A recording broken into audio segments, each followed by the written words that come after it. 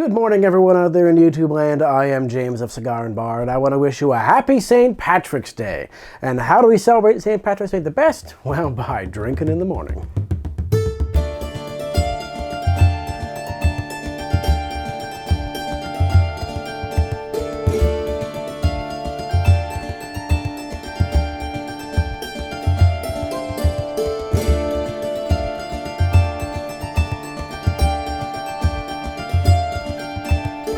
Hello and welcome to another edition of Bar Corner. This morning we're going to make a classic Irish drink. We're going to make an Irish coffee.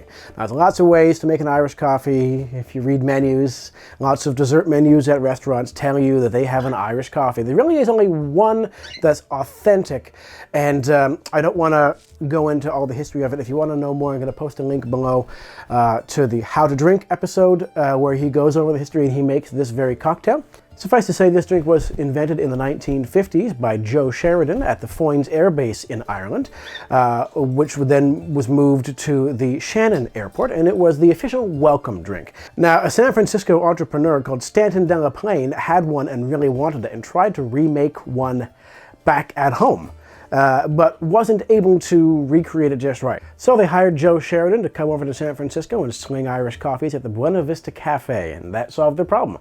So let's mix it up Joe Sheridan style today, and we'll have a nice happy start to our St. Patrick's morning. Now for starters, we're going to need a glass. Now lots of people tend to want to make this drink in one of these hot beverage glasses that you're going to see at bars and restaurants all across the country. This is a mistake. What should be served in is a goblet style glass, and in this case I have this lovely Irish cream glass, one of a kind, or should I say three of a kind, as I bought three of them at a local thrift shop, so nothing too fancy here, but it'll do for today's purposes. The first step is to take 2 sugar cubes, drop it into the glass. The second step is to get your coffee, and I've got some lovely French press coffee here. Now the recipe calls for 6 ounces of coffee with the 2 sugar cubes. I don't have enough room to mix this whole drink up in this particular glass with 6 ounces, so I'm just going to do 5.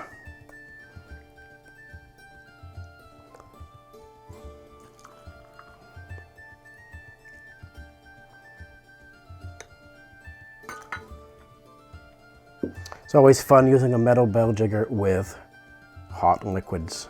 And by fun, I mean painful.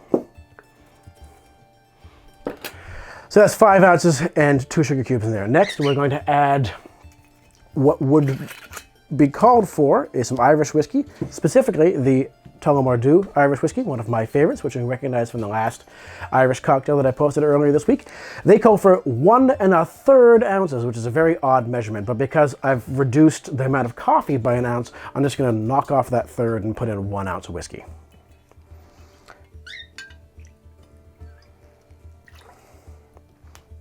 Now, you'll note that I didn't decrease the amount of the sugar in this, so this might be a little bit sweeter than it should be, but nothing wrong with that. It's a dessert, kind of decadent drink anyway, so if it's a little sweet, I'm not going to be too worried. I am using a very strong coffee, so as it is, I'm worried that it's going to be a little more bitter than it should be. We'll take our bar spoon here, and we're just going to stir it up to make sure that all of that sugar is dissolved, and it does seem to be. Those are my happy birds singing over here on my left, so, who, if you have been following my channel, you're well familiar with them. And for our last step, we give it a nice frothy, creamy topping. And lots of people will go with whipped cream. This is a mistake. What you should use instead of a sweetened, canned, frothy whipped cream is actually shake some 35% cream in a pair of shakers, dry shake them, and it'll come out nice and foamy instead of that stiff canned whipped cream look. So we're gonna go. There really is no proper measurement for this. It's as much as you need to put on the drink, so I'm just gonna pour a couple ounces in the shaker here. And always remember, when you're dry shaking, to hold it tight, because as it shakes, it's gonna want to expand and it's gonna want to explode everywhere. So let's just give it a good shake here. And a thing to be aware of when you're dry shaking this,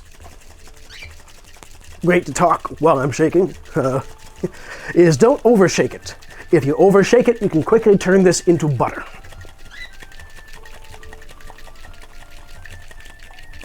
That sounds good in there. And it looks nice and frothy to me. Now you don't necessarily need the spoon, but it does help to give you just a slightly cleaner line here.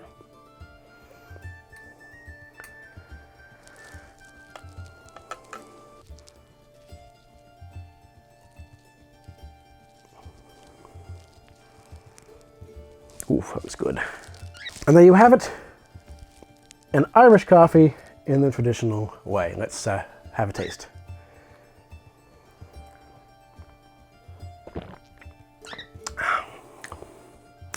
It's very creamy and decadent. It's very rich flavor. That coffee with the shaken cream tastes almost like chocolate, like a dark chocolate. And sweetness, I think, is right on the nose there. I wouldn't want it any less sweet than this. This is actually pretty good for that. And that whiskey, there's just a hit of the nuttiness that you get through there that I really like about this particular whiskey. None of the astringent quality you get out of some other ones. It's there, but it's not dominating the flavor. This is a very creamy, chocolatey drink and a lovely way to start the day. So I want to wish you all a cilantro, cheers, and have yourself a happy St. Patrick's Day. And hopefully I'll be able to get some more stuff posted tonight and tomorrow. I am James from Cigar and Bar. This has been Bar Corner. Cheers.